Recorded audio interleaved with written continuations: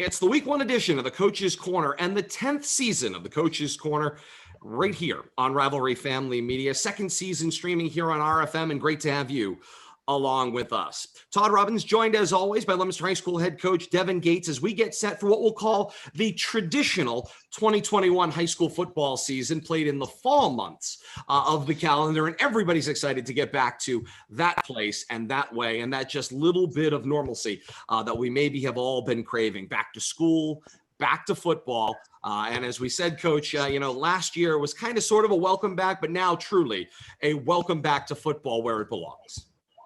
Yes, thanks, Todd. Great to be back. Great to be doing this too, and having a chance to get back out there. Short turnaround, but definitely a different vibe going on this fall right now, with everything kind of back to normal. Obviously we're going to be masked up inside the building, but we're taking precautions with some stuff too. But I mean, not having to have the masks out there, it definitely feels like getting back to normalcy and how a regular fall season would be for us. No question about that. This is, of course, the 127th season of Leominster High School football, and we'll get more into this 127th season as we get on with the show. But before we get that far and get into, of course, week one here, we've got the Kickoff Classic. It's Leominster and Fitchburg coming up on Thursday night. Not the first time that both teams have played twice in a season. Not the first time even in the last couple of decades that they've played twice in a season, thanks to the playoff formats. But we'll get to all of that in a little bit, Coach. I want to start with a lot of football news that's been going on in the region before we kind of get into that. We have not been short on football headlines, both here in New England and maybe a little bit broader as well. So let's start very close to home here with the New England Patriots. They release quarterback Cam Newton. They elevate Mac Jones, the rookie from Alabama, to starting quarterback. It was an interesting kind of play in the sense that I think everybody assumed that although maybe they were leaning toward wanting Mac Jones, and maybe that was where people thought things would go eventually, nobody expected that at the conclusion of camp, Cam Newton would be released. Mac Jones would be elevated to quarterback, because they figured people were too invested in Cam Newton. But yet here we are. Mac Jones is the quarterback of the New England Patriots playing the Dolphins on Sunday. Yeah, I tell you, you come to expect the unexpected when it comes to Belichick and some of the roster moves, and you get used to him not showing his hand. But I got to tell you, there's nothing that I saw in the preseason that led me to believe that was even remotely a possibility, especially after the last third preseason game, with the time he had in there. I just assumed that, that was a foregone conclusion that he was just going to be on the team and make the roster, not an issue. But yeah, I mean, I've always been a Cam Newton fan. I love what he brings to a team, but the intangibles besides, being a quarterback, obviously he's had his struggles throwing the ball over the last couple of years, but there's that veteran leadership that he does provide, and kind of that levity of, that sometimes helps keep a locker room going and keep the energy level going. And, for Bill to make that decision, like Coach Belichick to make that decision, it's gotta say something for the locker room makeup too. So I don't think he would have made that decision if he didn't feel he had the right mix in the locker room, either. So, I was shocked. Sean Sweeney texted me the minute it happened. I was in school, and I got a text from Sean Sweeney and say, "Hey, Newton's gone." I'm like, "What happened to Kai?" That's what I thought. That was the first thing I thought. I was like, "What happened to one of our players?" But nope, Cam Newton, and it was a shocker.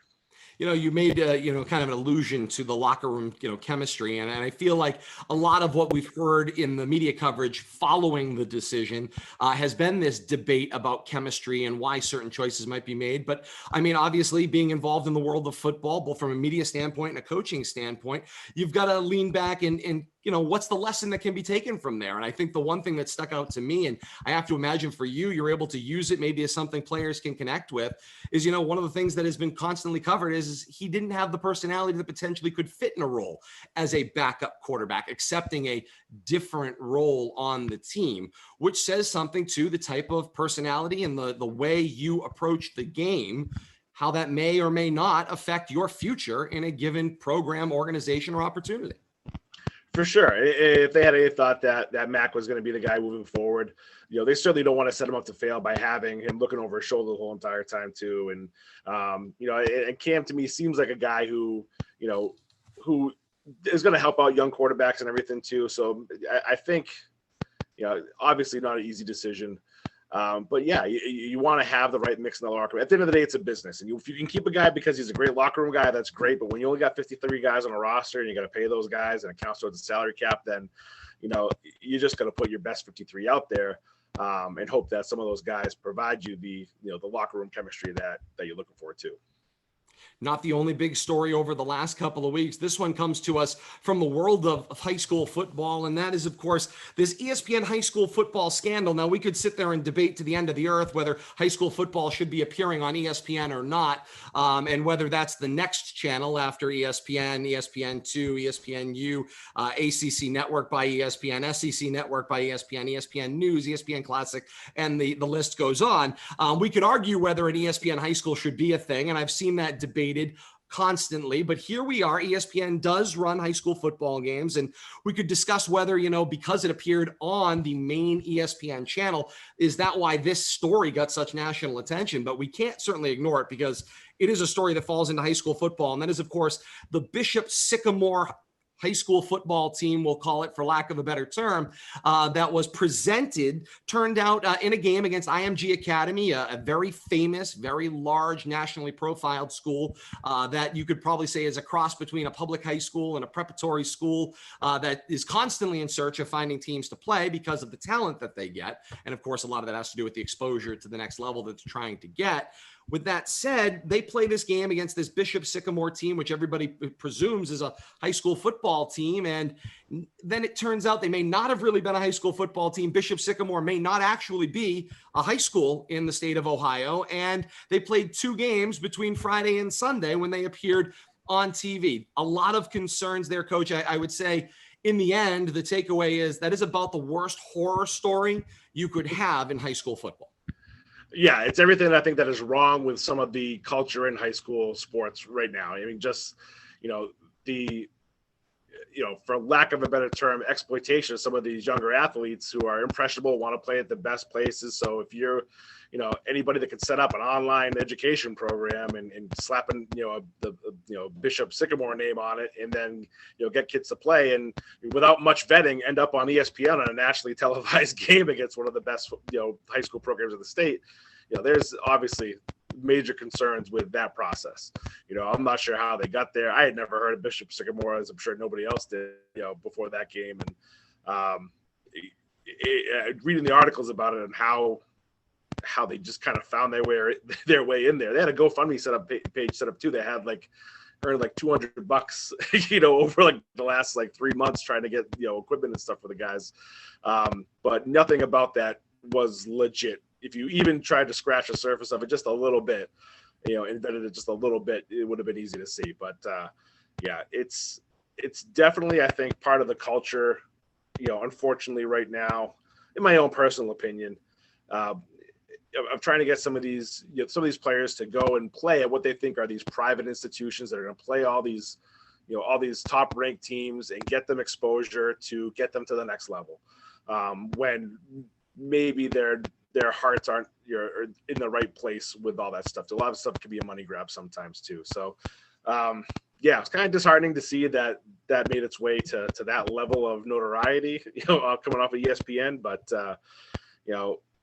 hoping that changed the vetting process so it doesn't happen again. And, we can, make sure that these schools who are doing things the right way, are about the kids, are the ones that are getting, the notoriety and the airtime. And maybe that's the positive that can come out of an extremely negative situation that you just pointed out there, which is because this happened on such a large national stage and has been picked up just about everywhere nationally that sports are talked about. Maybe the thing that comes out of it is that a little bit of light has been put on what is happening with high school athletics, or what we know as high school athletics, either being usurped or morphed by, travel sports. And of course, a money-induced process that is not in the best interest of athletes. Yeah, I mean, there's a lot of these pay-to-play leagues, and I get it. A lot of those leagues are legit, and college coaches do come to those, whether it be basketball, baseball, football. It's but the disparity is so high because that pay-to-play stuff, it doesn't lend itself to equality in in my thoughts, in my eyes. But again, nevertheless, the element is there. But we just try to educate on our part. We try to educate our kids. If you're going to put your money out there to try to get your name out there, let's think of other things that you could do first before you get to that point, right? We don't have to spend $400 or $1,000 to go to this camp with 400 other kids to see if that's the best place you're going to get exposure, because I can tell you right now, as a coach who's been to some of those combines, it's really tough for us to even remember who one of those 400 kids that were there or whatever, let alone, be able to get a chance to talk to them and recruit them from there too. So a lot of that stuff, is just there for some people to make money. But there are some other people out there that, that the money is put to use in the right way and get the right exposure, and actually the kids really get, what they're paying for. So, people really just have to do their due diligence if they're looking into some of that stuff, whether it be camps, whether it be prep schools, whether it be, anything that, is asking any student athlete to put any money forward for, or families to invest in, just to make sure that you're getting out of it what you're expecting to get out of it. Guess that goes in the old category of buyer beware. Yeah, I kind of went all over the place there, but yes, buyer beware. It's just the nature in the social media driven, athletic culture that we're in right now. Shiny keys. Our kids see any chance, even if they don't have the talent, and people should be really telling them like, hey, this is where you should be looking. If someone thinks that they're a D1 athlete, but they really have D3 talent, it's going to be a hard conversation, but you really want the kid to get to the right place to succeed and be able to set themselves up for success after, right? That's really the goal, as a coach and as higher education. So, these kids are given the promise of, D1 looks, even though they don't have the talent, that's doing a disservice to the sport, not to mention the families and the athlete. No question about that. On that kind of same vein about where you can go from here, I think a positive story that comes out of this that we've seen kind of develop over the last few weeks and months, kind of as this whole world has turned. And, often people think that they have to go through these types of programs, even the IMG Academy, which is an incredibly legitimate and very successful process. One doesn't have to go that route in order to have your dreams of football success come true. And one need only look right here in your very own hometown of Leominster, Massachusetts to know that, in that Noah Gray of Leominster, Massachusetts, who went on from playing quarterback here at Leominster and playing tight end and playing as a receiver, in his later years, moves on to Duke University, becomes a very successful collegiate tight end, and his NFL dreams are starting to come true. If you've been keeping an eye on social media, like I know you and I certainly do, the comments and the quotes out there that are being publicized by his teammates, and of course, one of them is probably the best tight end in the game, and Travis Kelce, he finds himself behind, have said a lot of really positive things about a Leominster homegrown product in Noah Gray. Yeah, I mean, that's really been a delight this whole summer long to see, how much the Chiefs have embraced Noah, and getting a chance to know Noah over the last year. And again, not well. We've had a couple conversations, set up for the Noah Gray camp that we had too. That he's an extremely hard worker and takes it, as a business, and knows that he needs to have, whatever, information he has to have down pat, whatever playbook things he needs to know, whatever adjustments, he knows that he becomes expendable if he doesn't know that stuff. So, I mean, he really puts in the time to know what he's doing so that he can, be an asset on the field and make it so they need to have him on the field. And, I think he's done a real good job of doing that and making himself a valuable commodity for the Chiefs. And, and he's earned the respect of the veterans on the team and guys who have been around and have done it the right way and have won a Super Bowl ring. So, the praise coming from them, it's great to see. Noah's a class kid. The Noah Gray camp he came to us with the idea of the Noah Gray camp. We didn't approach him. He called us on one weekend, 2 weeks before the camp, and said, "Hey, I know it's short notice, but do you think we can do this?" I'm like, "Well, we're going to, give it our best shot to get it done." And things came together, and he came out and brought some other coaches with him and everything too. And it was great day. And it wasn't like he was just wandering and stuff like that. He in there coaching the kids up, And Noah's he's just a great kid. He's a hard worker. He wants to give back. This was his idea to come in, and whatever money that we made off the camp went right back in the athletic program. So there was nothing that, the coaches didn't get paid. Not that we're, not trying to be a martyr or anything like that at all, but it was about giving back to the football program. So any kid that signed up from a different town or whatever, that money that they signed up with went right back into their football program. Is absolutely exciting. And of course, as I think about it, you hear all the time, Leominster, Fitchburg, Lunenburg, Central Massachusetts gets flagged this way all the time. The athletes, you can't make it anywhere coming out of Central Massachusetts. You can't make it anywhere coming out of Massachusetts is, always the try. You got to be from Florida and Texas and California and all those things. And he has worked his way with, as you note, the dedication and the hard work and the opportunities capitalized upon to a place where he now is backing up potentially the best tight end in the league. He's from right here in your hometown. It doesn't speak any more to public high school students across the state than the success you can achieve without all of those other things or being from the certain special place. If you're willing to work hard enough, if you're willing to put in the time, you'll find your way. Yeah, and Todd, that's the key, because Noah's really, he had great coaching. Coach Palazzi had a great system here that he thrived under, but really, Noah worked his butt off to get where he is. I mean, when other guys were sleeping in or, maybe taking the time off to do something else, that's where he wanted to be. He had the vision and he knew what he had to do to get there. So it shows that it's not impossible to do it from here. But it certainly takes a special kind of talent, a special type of focus and discipline to be able to get there. But it's attainable if you have the talent and you have the willpower to get there. No question about that. Let's turn our attention to Massachusetts high school football, a little bit more focused. I said off the top, it's the 127th season of Leominster high school football. And with that 127th team comes, I think it's the 127th MIAA football playoff format. Actually, I think it's more like the 5th or 6th since the Super Bowl idea was introduced in the 70s, but it feels like it may have been 127 different varieties that we've looked at. An 8-week regular season hasn't changed, so none of that is different. After week 8, the playoff system goes from being very regionalized into the 4 regions of the state. Of course, that was North, South, Central, and West, into a more global statewide event based on what you know. And for the benefit of the folks that are watching here, walk us through what happens from week 8 on through the end of the year. Well, after week 8, they the MIA will seed the teams based on their formula for seeding, which includes strength of schedule. It's a little bit deeper of a strength of schedule, looking into your opponents and their strength of schedule, who they've won, who they've lost.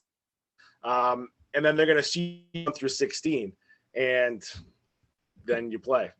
So seed 1 versus seed 16 could be a North Shore team out to a Cape team, and or out to a Western Mass team, and that's what you're going to have. So each division, top 16 teams in each of those divisions will find their way into this postseason. 6 divisions now in place with those top 16 teams that are coming together. And so as you look at that scenario, of course, Leominster was originally aiming toward being, originally they were seeded as first. Then there was talk of them maybe being third. Ultimately, an appeal. Leominster has ended up in Division 2.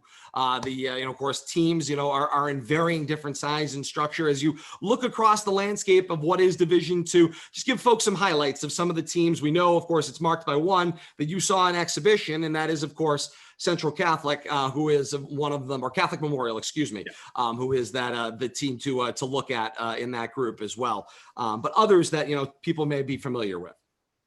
Yeah. So in Central Mass, there's 3 teams that are in Division 2. So it's ourselves, Doherty, and Algonquin. They're Division 2. We still play in the Mid-Watch Conference. We're still gonna keep that core conference, and that includes Shrewsbury and Wachusett, which are Division 1. Not right now, but I'm sorry. Not right now. So it's going to be Shrewsbury and Wachusett that are Division 1, and then you're going to have Shepherd Hill that's going to be in Division 3, I believe.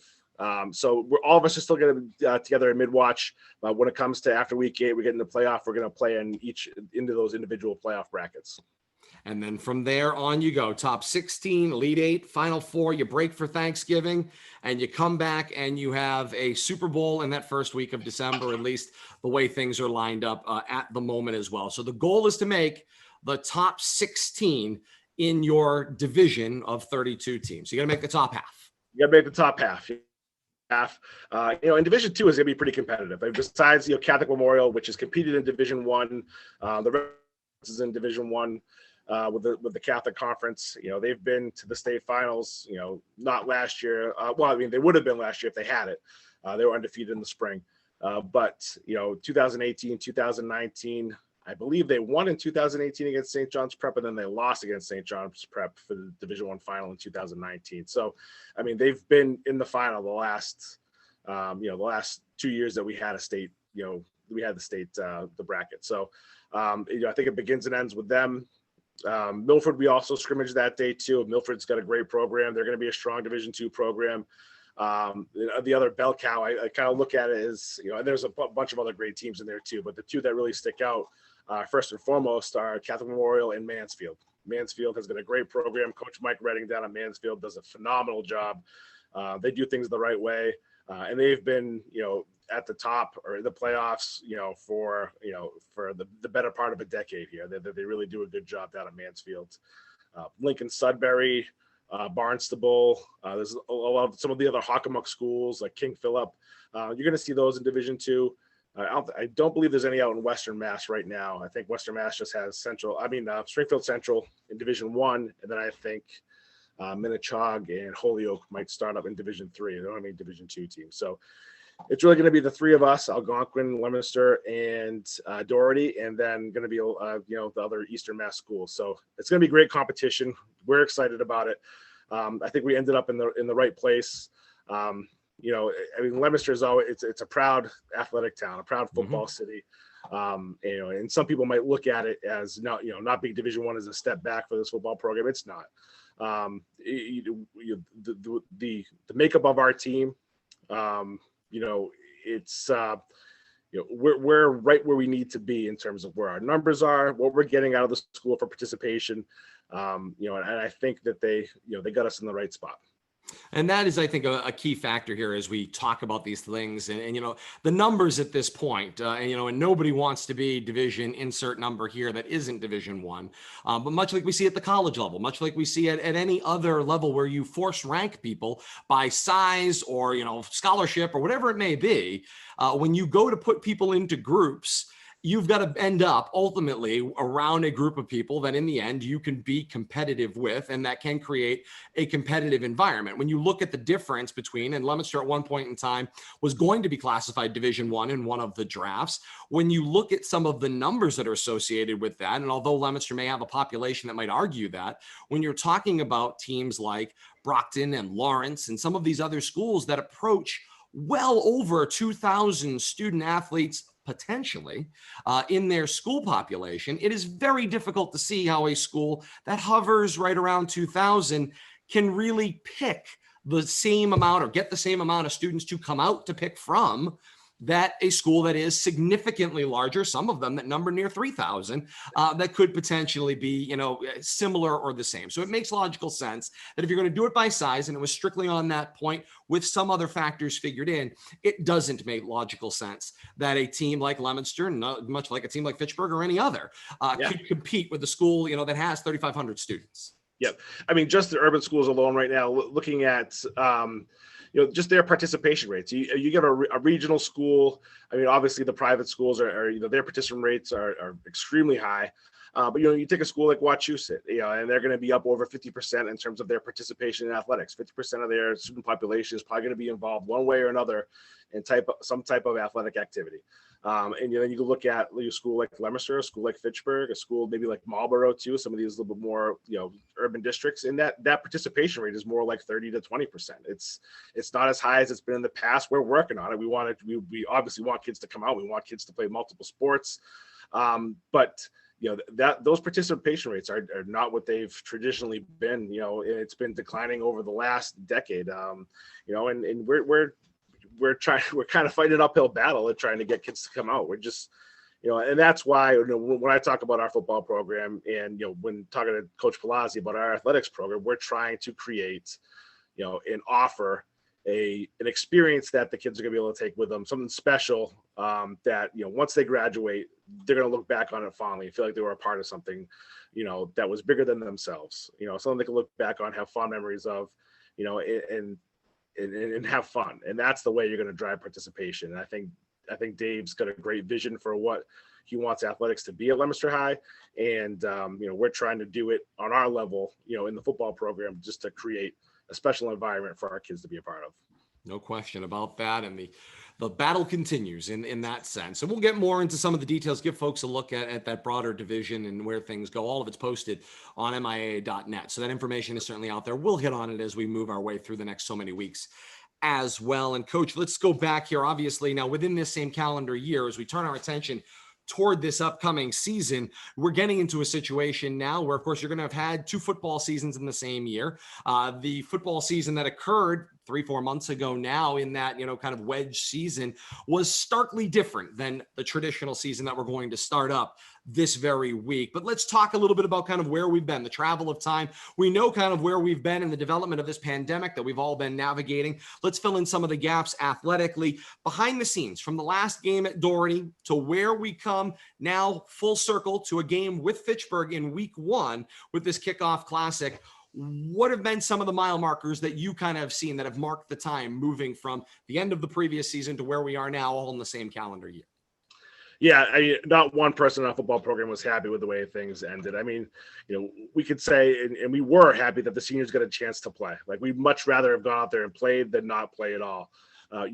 But no one was satisfied with what we put forward. It was a tough go this spring. We obviously had some hurdles. It did nothing about it felt like a football season, as much as our coaches and our kids and the support staff tried to make it. It was difficult. It was difficult. And, I think our younger guys, once that season was over, we talked about pushing the reset button, like a hard push of the reset button, and everybody kind of bought into that. So starting that Monday after football season ended, we would do Monday workouts, outdoors, and just trying to get the kids together, working out together, starting to do some testing in terms of like 40s and shuttle times and stuff like that, and have a little bit of fun events, and that started to get guys going a little bit. And that was really, our JV coaches that were really, pushing kids to get there and everything too. But it was kind of player led to get guys there. Obviously we're out of season, so we can't do anything there in terms of coaching kids up. But it was getting guys together, getting them working out, and then it's able to get back into school, to get back into the weight room.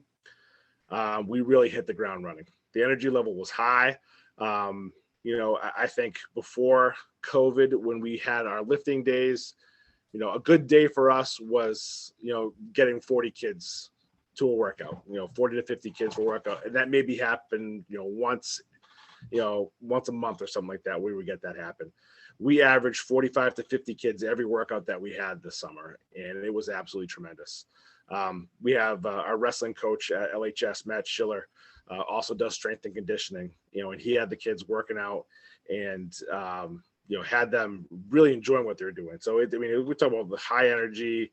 You're gonna hear me say high energy about 1,000 times to this, because there's just really no other way to put it. Like, the kids work. In full disclosure here, Todd, I thought, with COVID coming off of this, guys hadn't been, really in the weight room setting for a while, that it was really going to be tough to get that buy-in back. We'd start to really start to get it before we had to shut down in the offseason. We had kids coming in at 6:00 in the morning. We had great attendance starting there. But then I thought it was really tough to get that going again. And the kids proved me wrong. They wanted to come out. They wanted to work. They wanted to get there. Even some that had never lifted before were really starting at the first floor of what we need to do strength and conditioning wise. They came out and they just kept working. They didn't get discouraged. And we had a lot of guys make a ton of progress in a short amount of time in the weight room this summer. And it really set the tone for our season and for our team mentality. And it's really been, it's something that I really wanted to get going the first year starting here at LHS. And so I feel like we're getting to a point now where it's really a player-led program, and that was the goal from day one. So kudos to our captains, Makai Stinson Newton, Caden Constant, Tony Palmariello. Those guys have been great getting kids in there, and it's it doesn't feel like work when they're in there. It feels like almost like a party. Like it's fun to see. It's fun to see. It's fun to watch. Talk to me a little bit about the importance here. I think people struggle with, they get the idea that there's more to football than just showing up and learning plays and those kinds of things. But people look and go, lifting weights. I mean, what does that have to do with anything? Just give people just a kind of a quick primer. Why is that an important piece of the overall process? Why do I need to be stronger in order to be successful in this sport? Well, sure. You have to be prepared for the demands that the sport's going to put on you, right? If the sport's asking you to tackle, to block, to push people, to run fast, then you have to develop those systems in your body. You have to be able to develop those muscles and those functions. And you do that through agility training. You do it through speed training. You do it through weight training. You do it through nutrition. You do it through proper sleep, proper hydration. So it encompasses all of that. So if you want to play at an optimal level and play at the best you possibly can be and reach your potential, then you need to embrace those things. Is it hard work? Absolutely. But we're asking kids for 4 hours a week to come in and do that. And if you couldn't dedicate yourself to that much, I mean, it's not mandatory. We can't make it mandatory in the summer. Everything's optional. But for those kids to really feel like it's that important to get better themselves and to show their teammates that they're trustworthy and they're accountable and to be there even days they didn't want to be there, or they would come home from vacation to come to the lift and then go back to vacation. The dedication level that we saw, really was, it was promising. It was really, it was unexpected, the level that we had, and it certainly, I think, put us on the right track.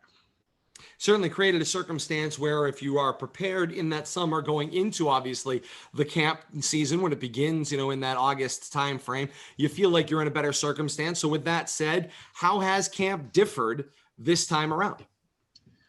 Well, I think it coming so quick after a spring season, there was less time to forget things.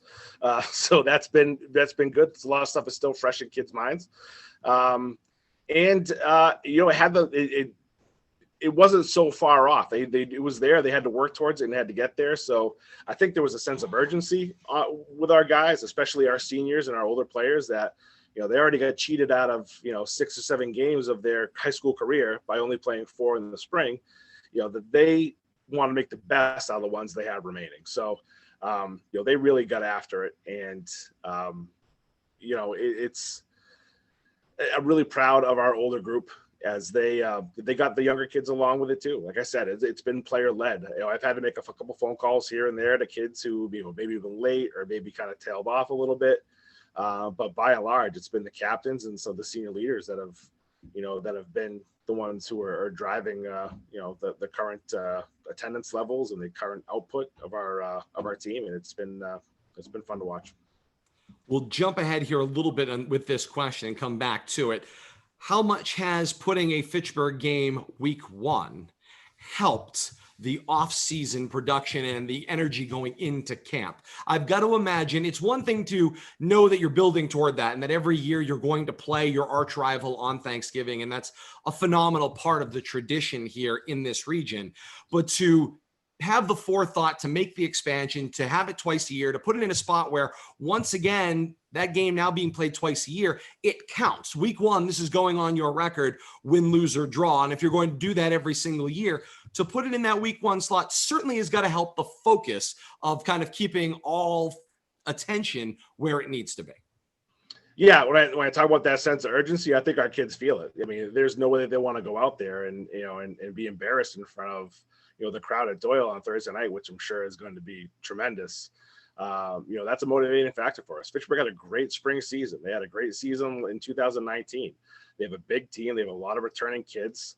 And what we lack in size, we have some decent sized kids, but we're not as big as we've been in the past, maybe. And, we know we have to work to be able to counteract that. And that's been the focus. And I think having them, right off the bat, obviously has been a positive for us. It's getting kids right back into the season, coming off of COVID, not being able to play them, varsity level in the spring. It really was a great thing that AD and Tossi and Coach Palazzi, that they came together to make happen. First game in the state, coming off of COVID, 2 rivals going at it. I mean, that's going to be a special night. I'm kind of getting goosebumps just thinking about it right now. As am I, as we're looking forward to getting that rolling once again. And of course, it's going to take away, I think, in some ways, a lot of those things that people have criticized about the continuation of the Thanksgiving rivalries. By playing twice a year, you've eliminated that big knock in the sense that, oh, well, it doesn't count. It's just a glorified exhibition.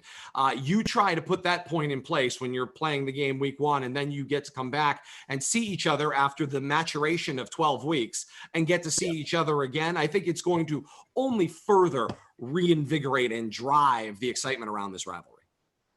Yeah, and I've talked to some people that the rivalry is not what it used to be. The kids don't embrace it like the way they have in the past, and to them, I would say, come in and tell our kids that. Come and talk to one of our players and say, hey, I don't feel like you think this rivalry is as important as it used to be. They're going to be surprised with the answer, because these kids absolutely live it every day. These guys, with, like, I think I've said this before, but with how small the world is now with social media and how well people are connected, these guys have all played youth football together, against each other, have known each other. I mean, there's tight-knit relationships in this rivalry, and it's not something that is just another game for these kids at all. They have a lot of pride in it. These kids have pride in Leominster. They have pride in Fitchburg. They have pride where they're from. So to go out there and say that this rivalry isn't, maybe as strong as it's been, I think is maybe an insult to these kids, because they certainly see it as extremely important, and they're gearing up for it. And they're going to go out there, and they're both going to put their heart and soul into this on both sides of on both Fitchburg and Leominster. And, it's as important to them as it was to the people that played, back, when I played, back before when I played. It certainly is something that they've been looking forward to since our spring season ended, since we heard that we weren't going to play them at the varsity level.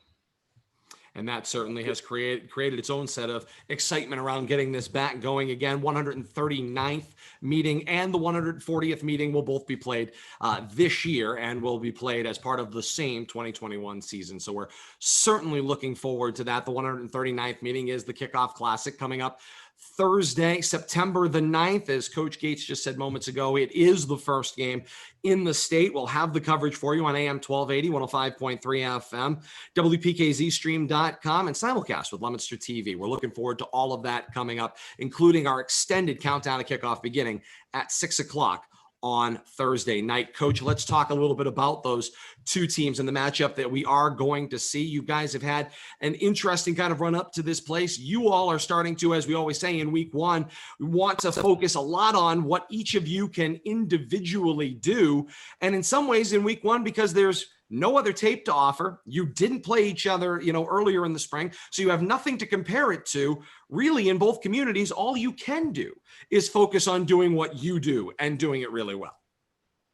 Yeah, I mean, it's going to be a feeling out process in terms of X's and O's, and we have, stuff that we traded in the spring, but that's 6 months ago, and it's a graduation ago. So there's new players in there too. Like we have we're still trying to find some spots on our team. Like we had we lost a lot of guys with the Philbins, JC Cora, JV Rodriguez, Vauchon, a running back. We got guys that we got to replace there. And there's been great competitions in camp, but we're still, looking for guys to step up in certain places. Fitchburg's got a senior laden team coming back. They lost some key players. I mean, Devin Barasano was a great player for them too. And, he's gone. They still have Anthony Aquendo. They still have Sam Faulkner, who's probably one of the best, offensive linemen in this area.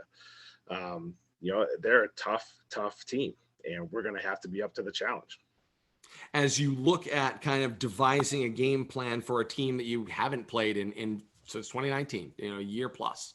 As you look to devising that point, 2 years, I guess now, if you think about it, when you go toward devising that point and trying to make a game plan in order to put that together, what is it that you want to put forward? What are the things that you want to build on and get started off the bat? And I think in some ways, I think about week one, because of the way maybe spring went and the way seasons can fall apart very quickly, a win for one of these two communities can be huge in launching them into the rest of their schedule.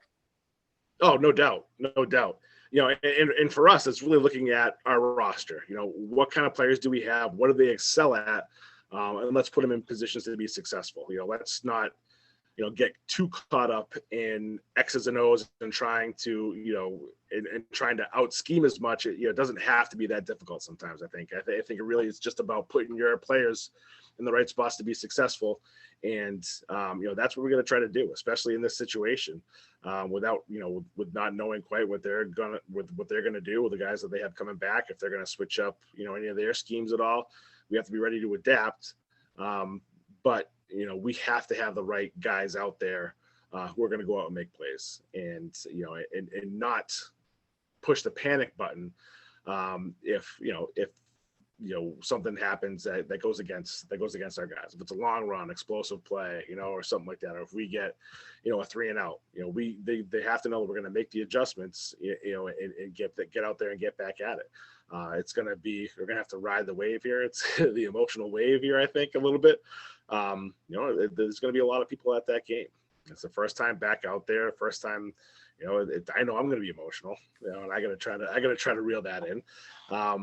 But, I think once, we blow the whistle for the opening kickoff, it's going to be, it's going to be business as usual for us. And I think our kids have done a really good job at focusing on the small details this camp, some of the finer things, as far as being disciplined, as far as ball security and stuff like that. I think we've really stressed an effort on some of those things that can really hurt us, or help us in a ball game, being able to create turnovers as opposed to, giving up turnovers. So those things that we can control, those are things we really want to harp on, obviously ball security, being able to, move the sticks in short yardage and stuff like that. So, and that, again, it's going to take discipline. It's going to take, our best guys out there to be able to make those plays happen. Did a good job highlighting a few of the names on the Red Raider side of the ball. We'll certainly be looking for. Give us a few highlights. Who are a few of the guys that maybe, we're going to have seen, with some tremendous growth from spring to now? Give us some of those names that, honestly, I'll be calling on the play-by-play. What are some of the names people are going to hear me talk about over and over again? From Fitchburg or from Leominster on your side of the ball? Well, from Leominster, we got Kid Constant back at quarterback, and he had a good spring. I'm sure if you asked him, he would not be satisfied with the way that he played, and he's worked really hard this offseason to be a better, more complete quarterback. Mackay Stinson Newton, another captain. He's playing running back for us too. He's had a great offseason. Tony Palmariello on the offensive and defensive lines. I think Ricky Encarnacion is going to have a good year for us too. He'll be playing safety and H-back. He got hurt early in the spring, and was only played in the Shepherd Hill game and had to miss the rest of the season. Ivan Kadua is another junior that's back. He played safety last year, and Miguel Cabrera I think is going to be a big. He was kind of in and out in the spring, but has been great this whole offseason and has really put together a great camp. And looking forward to see what he can do too. Try to see here. Oh, Logan Arcee and Nico Martinez too on the defensive side of the ball. I think should have strong years. Certainly looking forward to them and seeing a whole lot of other Blue Devils as well. And of course, we had an opportunity to catch up with the team at that first scrimmage day with, Catholic Memorial as well as with Milford, and beforehand got a chance to kind of meet a lot of them, the ones that weren't taking SATs, and get a chance to kind of record their vocal introductions. And I would say the thing that I noted walking out, and when Kate and I were talking about it, is the thing that stood out to me the most has been a hallmark over the last so many years, has been just what a great group of student athletes they are. Such a positive, uplifting, fun, energetic group of student athletes. And that, to me, is a lot of building blocks you can work with on the football side of things. Absolutely. I love the makeup of our kids. they all come from different places. They all come from different backgrounds, but we all have the same goal when we're out there. And, I always tell them too, it's, they don't always all have to get along, but understand that we have the same goal here, and that's worth respect. So we're going to respect everybody when we're out there. And, I don't have to say much more than that. Most of these kids, like I said, have been playing together for a long time. They've been buddies for a long time. So a lot of this is already organic in there, but our staff does a really good job, I think, of creating competitive periods in practice and then bringing the kids together after, right? To know that this is a whole team effort. We're competing right now. This is going to make us better as a whole. And we did a lot of stuff in the off season too that was geared around coming together. And, I think our kids have been through a lot in the last year, and they're just excited to be out there playing football together. And it's a great group. It's fun being around them every day. And a lot of fun begins on Thursday. It's Leominster and Fitchburg, the 139th meeting, somewhat delayed, but now absolutely going to happen. Coming up on Thursday, the Kickoff Classic, first of its kind, week 1 meeting of Leominster and Fitchburg. We've got it all for you on the K-Zone, AM 1280, 105.3 FM, WPKZstream.com, as well as with our partners at Leominster TV. We're looking forward to having you on for that action. Again, that countdown to kickoff on the radio side begins at 6 o'clock. Follow that on. Leominster TV's coverage will begin just about 10 to 7 right before that 7 o'clock kickoff. We're looking forward to having you with us all year long as part of those broadcasts, as well as part of these broadcasts. No week starts until you hear it right here on the Coach's Corner. We'll be back for week 2 of season number 10 of the Coach's Corner coming up next week here on Facebook Live and YouTube. For Leominster High School head coach Devin Gates, I am Todd Robbins saying thank you so very much for joining us. We'll see you out at Doyle Field to kick off week number 1. And until next week here on the Coach's Corner, so long, everybody.